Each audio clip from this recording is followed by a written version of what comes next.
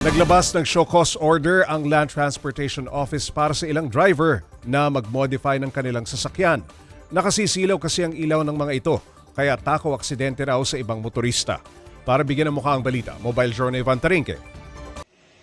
Bad trip talaga kung ganito ang makakasabay mong sasakyan sa highway. Nakabukas ang auxiliary light sa likod ng sasakyan at direktang nakatutok sa mga nasa likod. Kaya silaw ang inaabot ng mga sumusunod na motorista. At hindi lang pala ito isolated case dahil kaliwat kanan na rin itong nagva-viral online. Yun nga lang, posible raw itong magdulot na aksidente kapag may nasilaw ng driver. Kaya naman sunod-sunod din ang pagpapalabas ng show cause order ng Land Transportation Office o LTO sa mga driver ng mga nag-viral na sasakyan. Ayon sa LTO, agad nilang aaksyonan ng mga sasakyan may mga modification na posibleng magdulot na aksidente.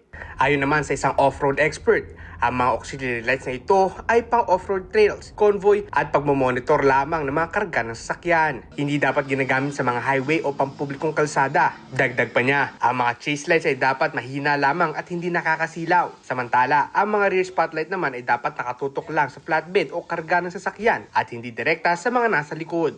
Hindi mo pwede siyang i-on basta-basta. Kasi nga manners pa rin ng paggamit ng mga auxiliary lights natin. Especially mga spotlight, auxiliary light, chase light, tapos spotlight sa likod. Yan, lahat yan dapat may manners sa paggamit. Kaya makakatulong ang paglalagay ng indicator lights sa mga switch sa auxiliary lights para malaman ng mga driver kung nakabukas ito o hindi at maiwasan ang hindi sinasadyang paggamit. Pinaka-the best niya, yung switches natin, merong maliit na pin light na pag naka-on, meron siyang indicator. Or kung hindi naman, check your surrounding muna para safe talaga. Especially pag bumabiyahe. May mga modifications sa sasakyan na pinapayagan ng batas, kaya pinaalalahanan ng bawat driver sa tamang paggamit ng auxiliary lights para iwas sakuna. Mga kapatid, Mobile Journal Ivan Tarinque po, hatid ang mukha ng balita. Pag-usapan pa natin ang delikadong auxiliary lights sa mga sasakyan kasama si Mobile Journal Ivan Tarinque.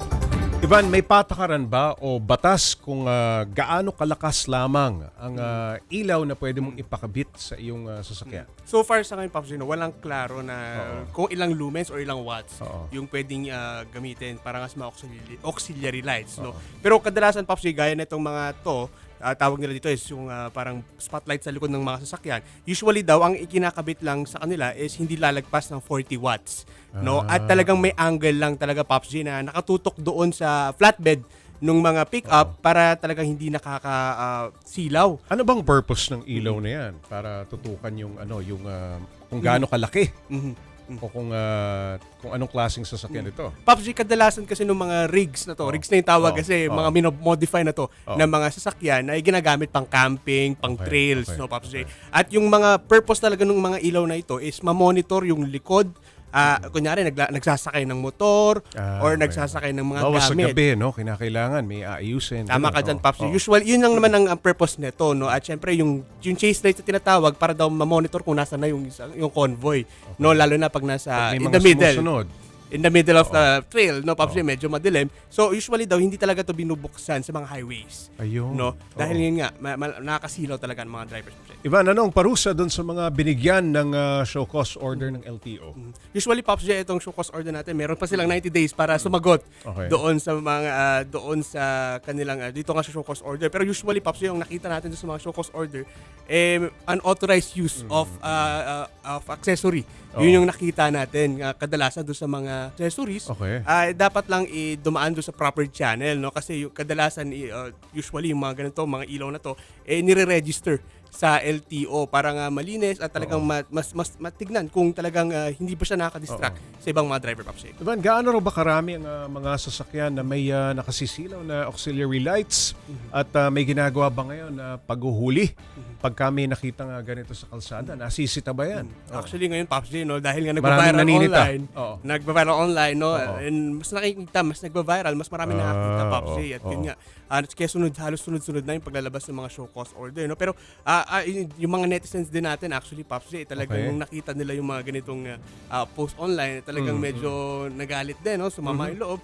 Dahil nasisilaw nga rin kahit nga actually yung cellphone, no, Pops, makikita mo, puti na lang yung camera, no? So, what if nandun ka pa mismo doon sa nakasisilaw situation na talaga. yun? So, yun yung ilang sasabi na, Pops.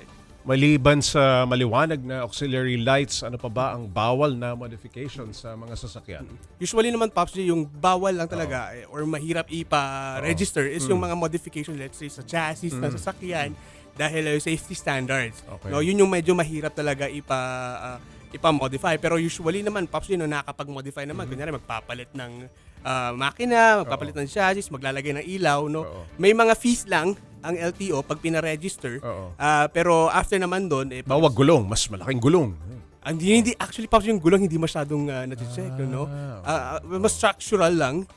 Kunyari, yung putol chassis, palit ng ganito, Correct. ganyan. Nilowered mo, halimbawa. Oo. May mga ganun lang, Pops, pero hindi naman necessarily mahirap na ipa-register sa LTO, Pops. Alright, maraming salamat, Mobile Journal Ivan Tarinque.